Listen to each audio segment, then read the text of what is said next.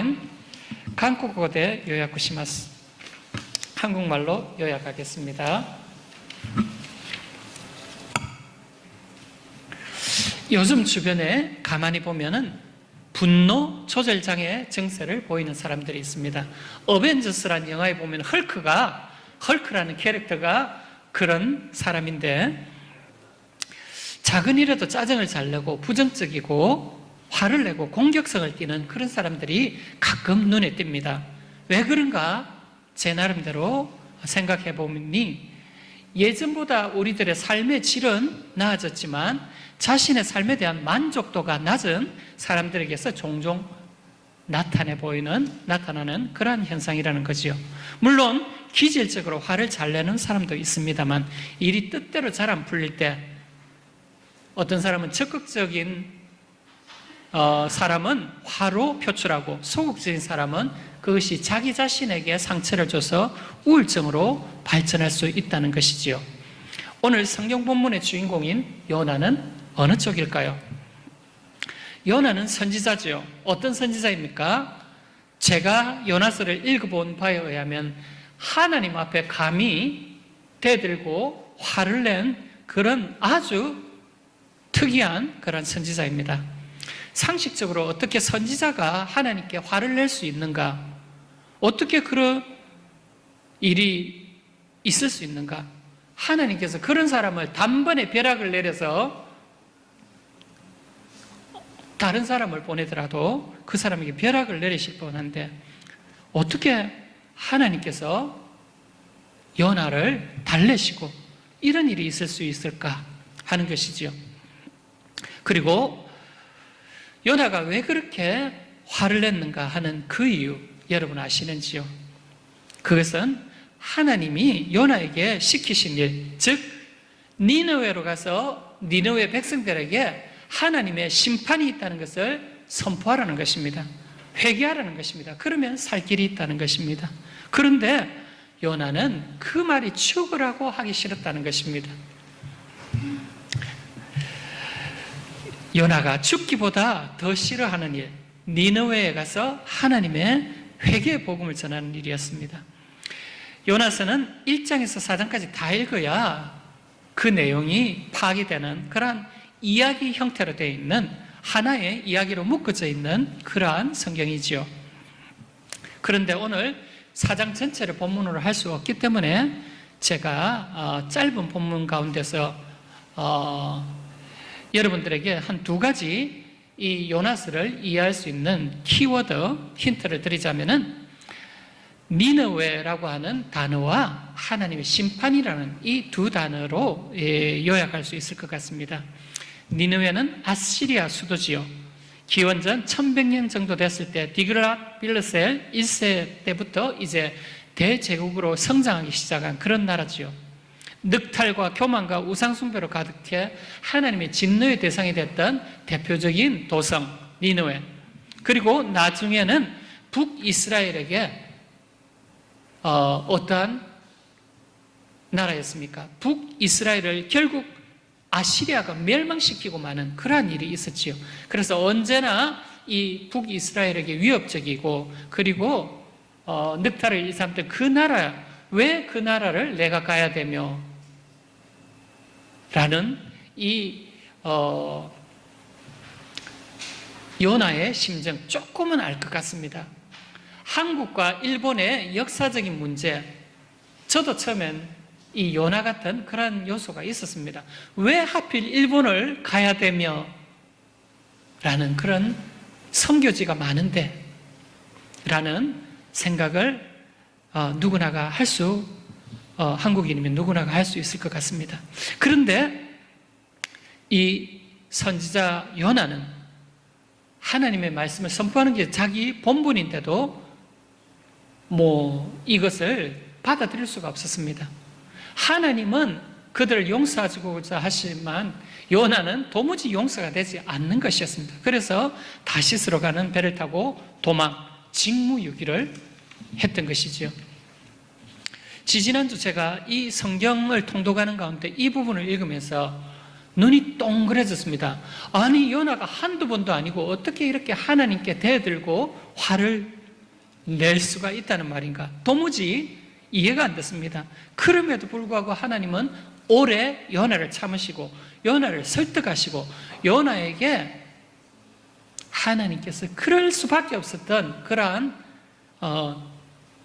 자세한 설명까지 해주시는 그러한 것을 볼 때 대체 요나는 어떤 사람인가 하는 그러한 묵상을 하게 됐습니다. 그래서 주변 사람과 나눴는데 그 중에 한 사람이 그건 하나님과 그만큼 요나가 친밀하다는 것 아니겠어요?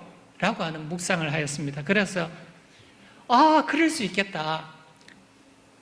에녹도 하나님과 동행하면서 죽음을 보지 않고 하나님 나라에 갔고, 모세도 하나님과 동행하고 하나님의 낯을 친히 뵈고 모세의 얼굴에 광채가 났지만 하나님은 그를 죽게 내버려 두지 않는 그런 친밀감을 보이셨듯이 이 요나가 이렇게 하나님께 대들고 화를 내는데도 벼락을 내려서 단번에 처치하지 않으시고 요나를 달래고 설득하시는 하나님, 평소에 요나가 얼마나 하나님과 친밀했던가를 상상해 볼 수 있는 그러한 대목이 그러한 묵상이 있었습니다. 하지만 입이 턱 벌어지더라고요. 어떻게 이럴 수가 있을까? 도대체 얼마나 친밀하면 이렇게까지 할 수가 있을까라는 거죠. 물론 다르게 묵상하신 분들도 있을 것입니다. 요나가 성격이 틀려먹었어. 요나는 좀 선지자로서는 자격 미달이야 라고 볼 사람도 묵상하시는 분들도 있겠습니다만은, 그러나 하나님께서 요나를 위해 준비하신 그러한 많은 일들, 그리고 요나를 다른 사람들과 달리 너무나도 정말 섬세하게 대하시고 달래시고 설득하는 이 하나님의 모든 하시는 것들을 볼 때 끝까지 그럼에도 불구하고 요나를 니느웨로 보내려고 하시는 그 하나님의 구원, 죄 지은 인생들이 그대로 멸망받는 걸 원하지 않으시고 구원받기를 원하시는 그 하나님의 마음이 이 요나스에 너무나도 잘 나타나 있다는 것입니다. 이 하나님의 구속의 계획과 끝까지 구속하지 않은 열심과 열정이 어느 정도인지 요나스에는 잘 나타나 있다는 것이지요. 그리고 신약 시대에 와서는 예수 그리스도를 십자가에 못 박이면서까지 우리를, 그리고 유대인, 사마리아인, 이방인 모두 어느 민족이든 예수 그리스도를 믿고 회개하면 구원을 얻는 그러한 길을 열어주신 하나님의 그 열심, 우리가 이것을 주목하고 그리고 놓치지 않았으면 좋겠습니다. 이 하나님의 구원의 큰 그림을 볼 수 있는 히라노 교회 성도님들이 다 됐으면 좋겠습니다. 아무리 그래도 요나의 분노는 정당성을 찾을 수가 없습니다.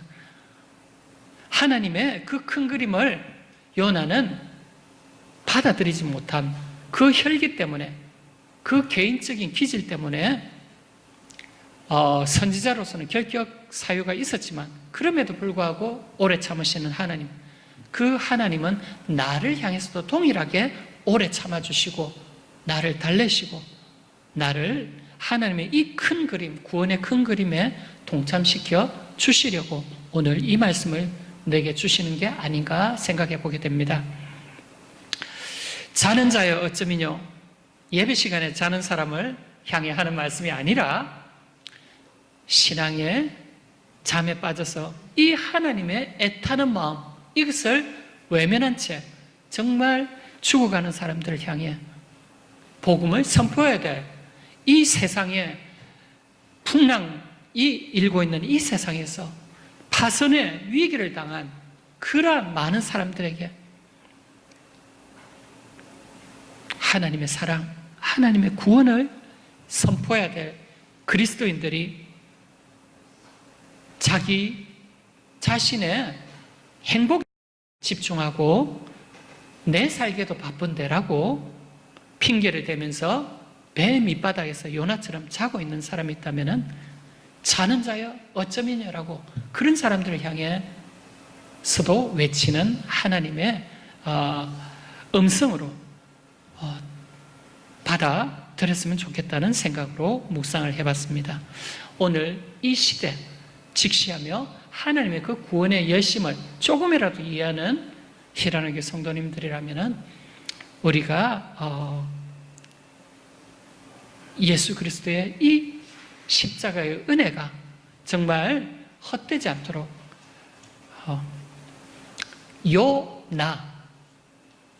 요나는 선지자 요나일 수도 있지만 어느 유희로는 요나, 내가 바로 그러한 사람일 수 있다는 것을 생각하면서 늘 신앙의 긴장감을 잃지 않고 하나님 말씀을 준행하며 하나님이 기쁨이 되는 믿음의 삶을 사시는 저와 여러분 다 되길 주의 이름으로 축복합니다. 아멘.